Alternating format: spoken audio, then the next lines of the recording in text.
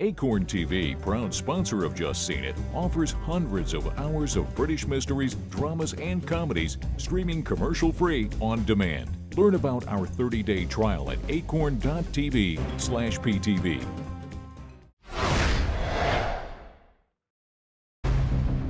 In this special preview review, Brenna, David, and guest reviewer Jami Philbrick discuss the upcoming next installment in Marvel Comics franchise, Thor: The Dark World. Hi, I'm David. I'm S.H.I.E.L.D. agent Jami Philbrick. And I'm Brenna, and we're here to talk about Thor: The Dark World. We haven't just seen it, but we're really excited about it, so who wants to start us off? I'll start off. I'm so excited for it. I love Marvel movies. I've loved comic books since I was a little kid. Grew up on comic books and superheroes.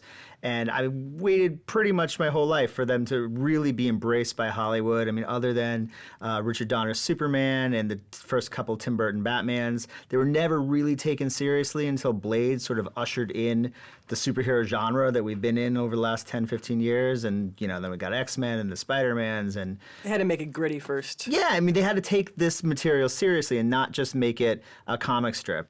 I cannot believe what Marvel has been able to accomplish with the Marvel Universe films. The new way of looking at it with Marvel is they're taking it seriously. They're making it gritty. They're making it dark, but they're also making it funny. Okay, well, let me be the naysayer a little bit here. No, I can't. Go ahead and naysay. Naysay, and I'll tell you why you're wrong. Okay, you'll tell me why I'm wrong. Okay, just to put it right out there, I enjoy these movies. I think that they're a lot of fun. You go in and you get exactly what you're expecting. I just don't feel like they have anything new to offer me. Essentially what's going to happen in this story, because we've all watched the trailers and the clips from the movie, is someone really bad is going to threaten the entire universe, and our superhero is going to save the day. And that's basically how these movies work. But isn't that every movie? Well, you can say the same about westerns, musicals. That's every movie. You can say the same about dramas, about comedies. You can't say that about dramas. Yeah, I'm you pretty can. sure that didn't happen in Sideways. No, not that. It's not no, but I the knew. universe, no, but I knew that they were gonna get the girl at the end. You know how movies have formulas. So does every genre has a formula. And you're saying that this genre is not significant because you know what's going to happen. But you know what's going to happen in a film noir movie. You know what's going to happen in a comedy. You know that Seth Rogen's going to do something silly and stupid. Okay, well, let's not talk about Seth Rogen because I'd agree with you about that. But do you know what I'm saying? Like superhero movies and comic book movies, I mean, there's just a plethora of great characters and great stories from 100 years to pull from. This franchise in particular, the Thor franchise, is completely different than any comic book movie we've seen so far. How? Well, because it blends two of my favorite things, comics and mythology. We're not on Midgard. We're not on Earth for a lot of this film. We're off in this other world, so it blends fantasy with comics, and it's everything that I love. We're also going to see Svartalfheim, where we get to see the Dark Elves, and then we have Chris Eccleston leading them, and he looks amazing in makeup. He looks like a Dark Elf, but at the same time, you can still see that it's Chris Eccleston.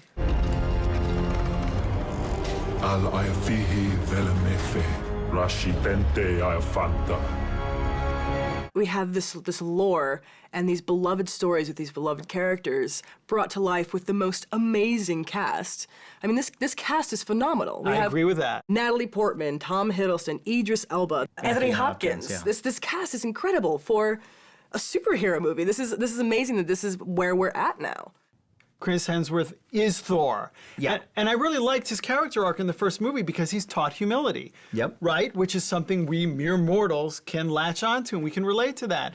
But from what I can tell in this movie, if we're discussing Thor: The Dark World, it looks like there's just a lot of big battles and big set pieces where Thor and Loki have to save the world. And for me, I'm just seeing that there isn't a lot of character moments, that this is going to look like it's a much bigger movie. Well, I think it is. the- Oh, sorry. I was just gonna say. I think it is gonna be a bigger movie. Okay. But I think they're really gonna develop that relationship between Jane and Thor, and between him and his brother Loki. And I'm excited. I mean, I know you're a big Tom Hiddleston I'm a huge fan. Tom I am Hiddleston too. fan. I love that Mine. guy. He steals every scene he's in. He did it in the first Thor and in Right. Avengers. And I mean, really excited now that Loki has been a villain in Avengers to see that kind of where we what go he's from here capable with of. it. It's going to be really interesting in this film.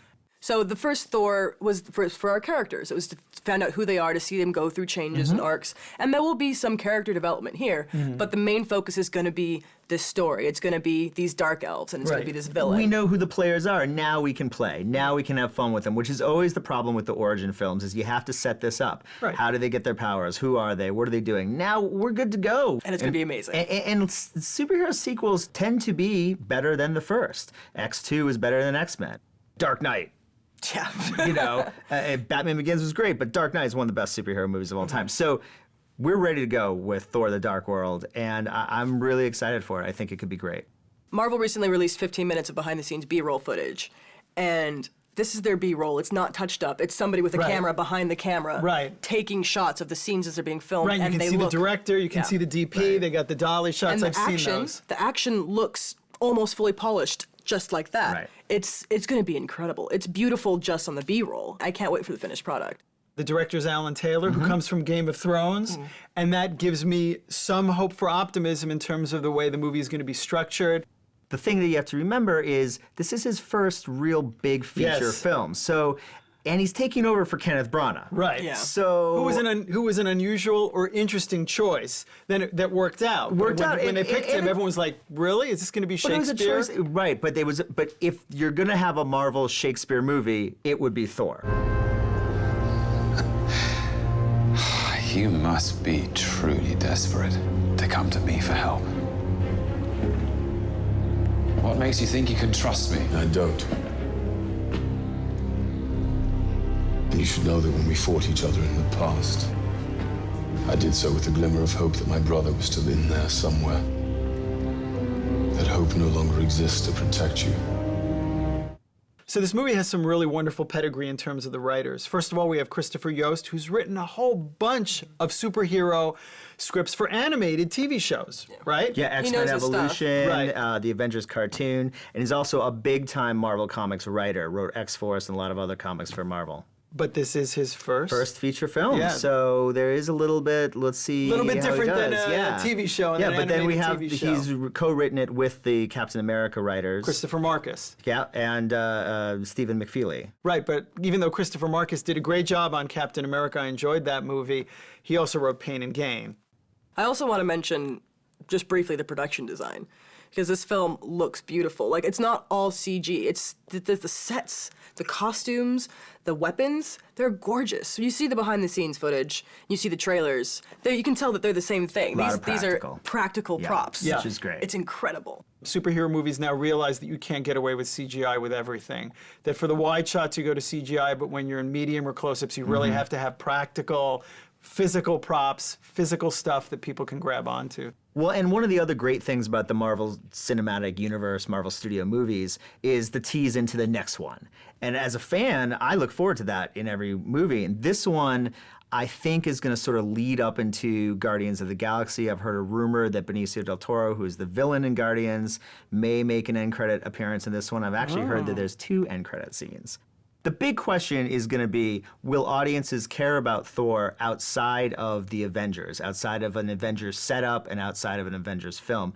I think the answer is yes. I think they will. I think they will. Thor was pretty successful, But particularly Thor for was what essentially it is. setting up Avengers, and audiences knew that. They were looking forward after Iron Man 2. Hey, when's this Avengers thing happening? Oh, Thor's coming this summer. Oh, Captain America's coming this summer. And I think that they were successful a lot on the prelude. Right. Yeah. And The so setup. now, As in introducing these characters so we can have the Avengers. so we can do the Avengers. Now that we've had the Avengers, and essentially we're setting up Avengers 2, but we're a ways away from that. Our audience is going to be interested in seeing Thor in his own film, in his own setting, and I think they will be. I think they are. I think there's a lot of excitement going on here because what the Avengers and the prequels did is they didn't just set up this world. They set up these characters for people to care about. It's just a skill. It's the skill that's it's in play here to make people care about these characters enough to see them outside of the giant franchise. And that's what Marvel's been able to pull off. This franchise, for me, has run out of unique ideas. I'm still going to go. I'll be entertained. Afterwards, I'll go get a cup of coffee and a Danish. I'll probably forget about it. If Thor: The Dark World is half as good as the Avengers and Iron Man 3 was, then I think it's going to be another big hit for the studio and continue Marvel's reign over the box office. From everything we've seen, from the previous Marvel films, from the B-roll, from the trailers, it looks like Thor: The Dark World is going to be a visually stunning film, and not just because of Tom Hiddleston. Cheers, guys! Cheers. Cheers. To Mjolnir! Another continue of the reign for Marvel. Okay, let me start. I'm like, where am I going? I almost had it. I knew I almost had it. Acorn TV, proud sponsor of Just Seen It, offers hundreds of hours of British mysteries, dramas, and comedies streaming commercial-free on demand. Learn about our 30-day trial at acorn.tv/PTV.